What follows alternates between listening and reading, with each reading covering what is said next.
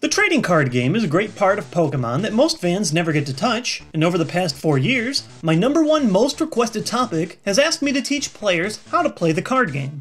The Pokemon Trading Card Game is fun, strategic, casual and competitive, and has thousands of players that play in a wide variety of age groups. Over the next few weeks, I'll be releasing a multi-step program to help interested players to get into the trading card game.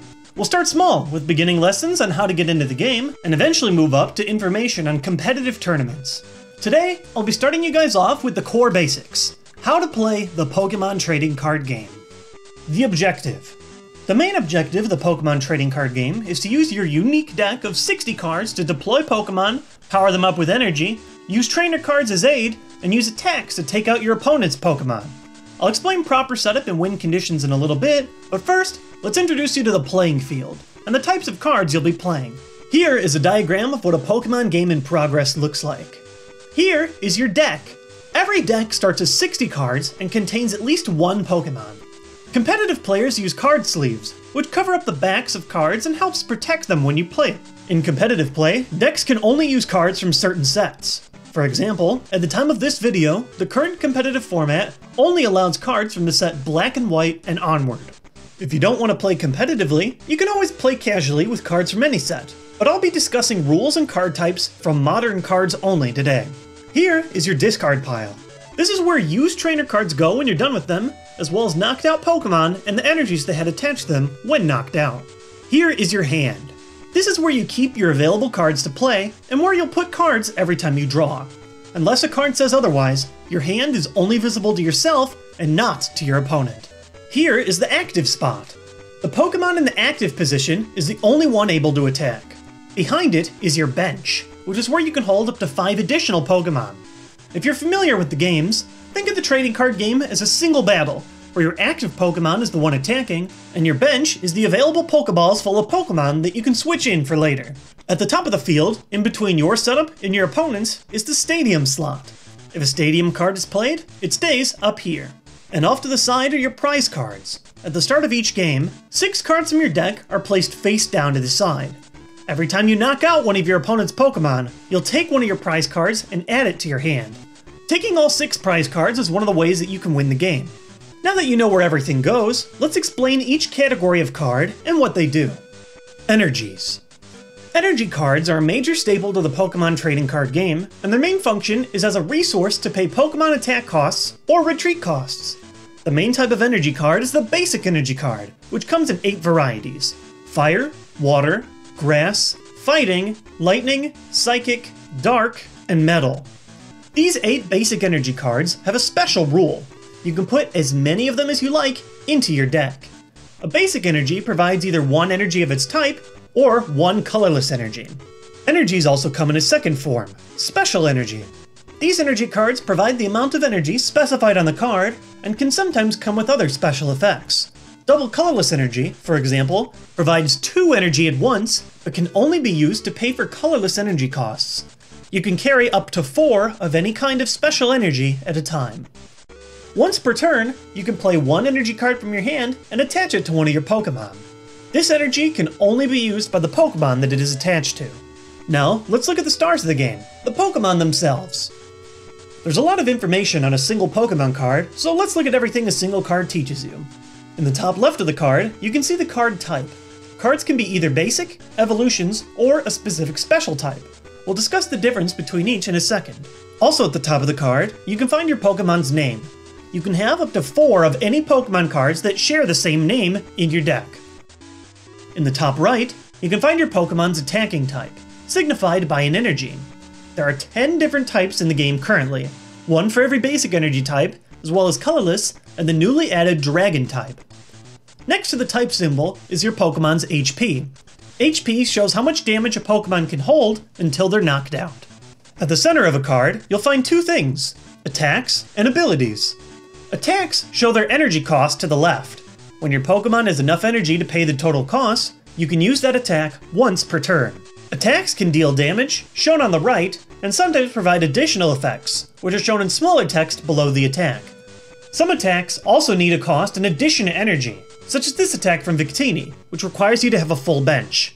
Not all attacks deal damage either, such as Sableyes Junk Hunt. Abilities are special actions that can be performed whenever the text allows you to. Some abilities, such as Electric's Dynamotor, can only be used once during your turn. Other abilities, such as Darkrai EX's Dark Cloak, are always active. And some abilities, such as Flygon's Sand Slammer, activate in between turns.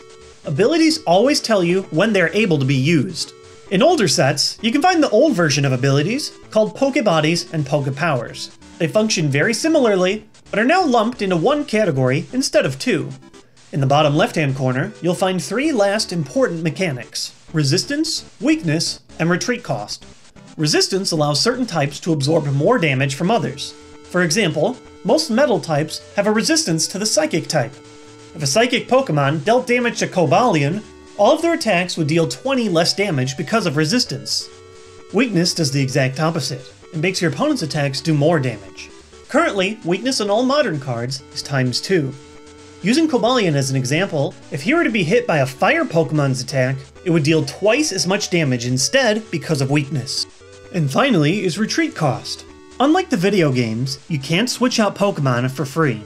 By discarding the amount of energy equal to the retreat cost, you may switch in a Pokemon from the bench to the active position. If there's no cost listed, your Pokemon can retreat for free. Pokemon come in three types: Basic, Evolution, and Special. Basic Pokemon are the only cards that you absolutely need to have in your deck. At the beginning of the game, you will always begin by placing at least one basic Pokemon from your hand, and at any point during your game, if there's space on your bench, you can play basic Pokemon directly down on the bench. Evolved Pokemon are stronger forms of basic Pokemon, usually with higher HP and better attacks. In the top left, where it says Evolved Pokemon, you can learn who your evolved card evolves from. Evolution in Pokemon goes from 3 stages: Basic, Stage 1, and then finally Stage 2. To evolve, you must wait for a Pokemon to be in play for one full turn. After waiting, you can evolve by playing the next stage evolution card from your hand onto the Pokemon that you want to level up. If you evolve from a Basic to a Stage 1, you must wait an additional turn after evolving to level again to Stage 2. There are sometimes special cards that let you evolve faster than normal, but normally, a card has to wait a full turn to evolve. Evolution moves all present damage from the previous stage to the new one, and it removes all special conditions from previous stage. We'll get to special conditions in a little bit. And finally, Pokemon occasionally prints some special cards that have unique effects on the format. Currently, EX cards are the special cards of our format, which are incredibly powerful cards with high HP and great attacks, but give up 2 prize cards when being knocked out. Special cards usually explain how to play their mechanic right on the card. There are plenty of other special cards and mechanics that are no longer legal in competitive play, such as 2-piece Legends and Level X cards, but these cards always explain how they should be used somewhere on the card. And finally, we move to our last category of card, the Trainers. Trainer cards help you do many things, including dealing more damage, searching for cards, and drawing cards to fill your hand. They come in 5 varieties: Item, Supporter, Tool, Stadium, and Special. Item cards are simple. You can play as many as you like during your turn. In order to play an item card, put it from your hand into the discard pile and use its effect. They're that simple. Supporter cards are powerful trainers that can only be used once per turn. They play just like item cards, except once you've used one, you need to wait until your next turn to use another. Tool cards are like held items in the Pokemon video games. To play a tool, attach it to a Pokemon on your field of your choice, and then add the tool's effect to that Pokemon. Tools can help you absorb more damage, deal more damage, or a variety of other effects. You can play as many tool cards as you want during your turn, but you can only have one tool card on a Pokemon at a time, and you cannot switch tools once you've attached one to a Pokemon. When the Pokemon is knocked down, the tool they had attached gets discarded. Stadium cards are special cards that are played sideways in between both players' fields. These cards create an effect that applies to both players playing the game.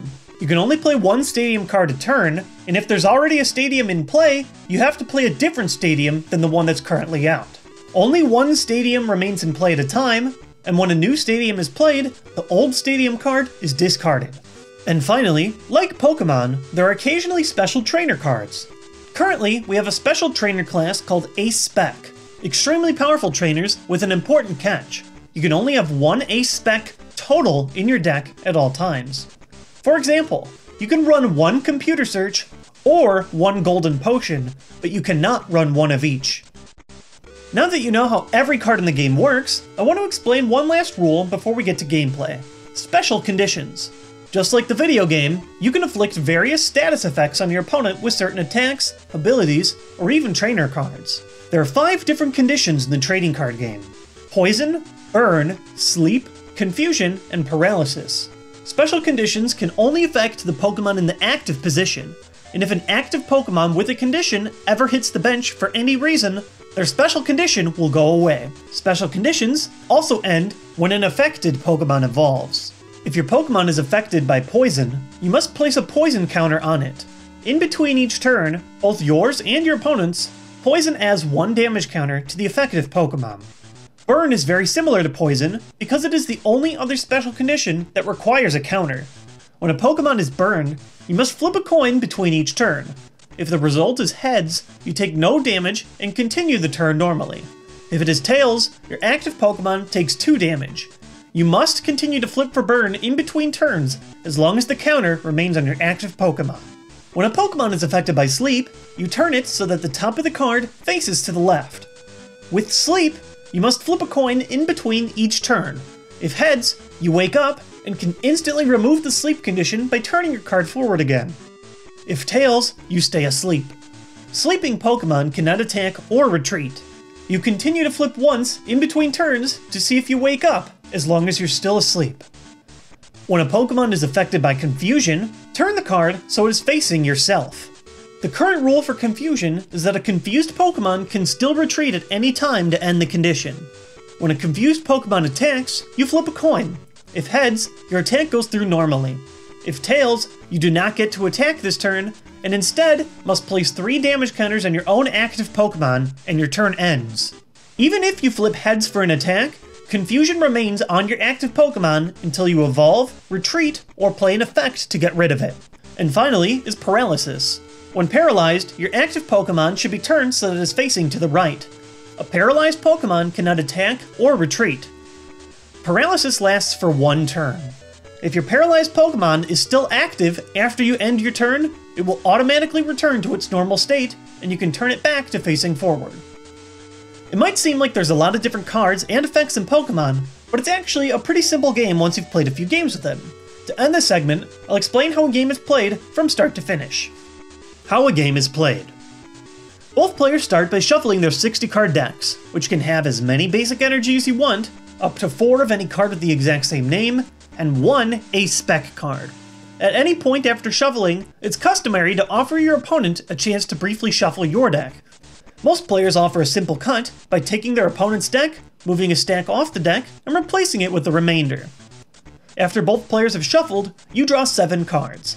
With your 7-card hand, if you have a basic Pokemon, you must play one face down in the active slot. You can also play as many basic Pokemon as you want face down to the bench. In this opening 7-card hand, the only basic Pokemon I have is Hoppip, so I would play him down, face down, in the active position. After you play an active Pokemon, place the next 6 cards from your deck face down to the left as your prize cards.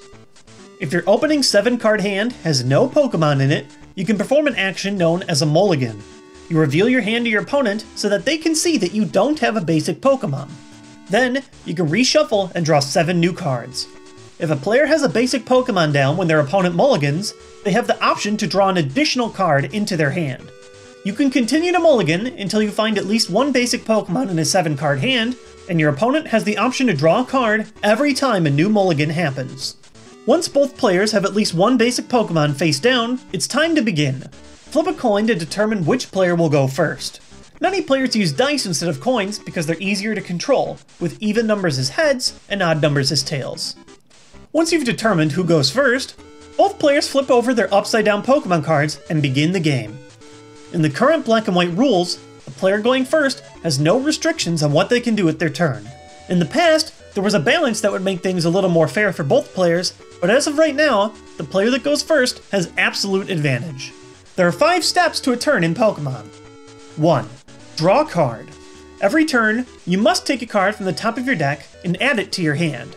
If there are no cards left in your deck when it's your turn to draw, you lose the game. 2. Perform actions.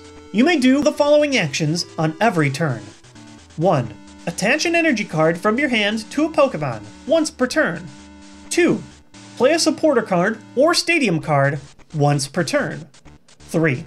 Retreat if you can pay the energy cost once per turn. 4.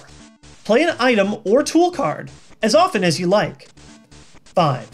Play a basic Pokemon down on your bench as often as you like. 6. Activate a Pokemon ability whenever the ability allows you to.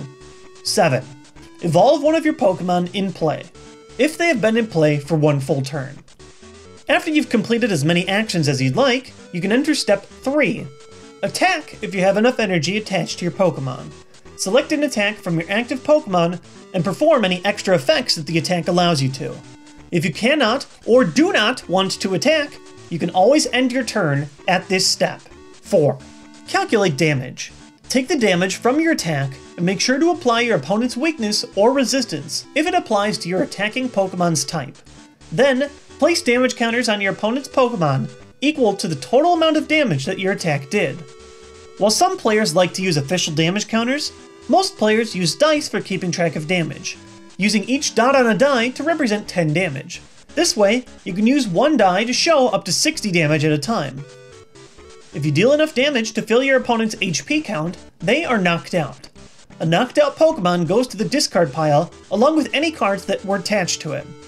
The player attacking takes a prize card and adds it to their hand, and the player who was knocked out must choose a new Pokemon from the bench to promote to the active position. After attacking, your turn ends. And finally, step 5. Calculate anything in between turns. Make sure to remember any in-between turn effect, such as special conditions like burn, poison, and sleep. After your turn is over, your opponent draws their card and begins the same 5 steps. You continue to take turns until one of 3 win conditions are met. Here are the 3 ways that you can win a game of Pokemon. 1. You draw all 6 of your prize cards. By knocking out enough Pokemon to draw all of your cards, you win. 2. Your opponent runs out of Pokemon. If at any time your opponent has no benched Pokemon to replace a knocked out active Pokemon, you win. And 3. If your opponent starts their turn with 0 cards left in their deck, you win.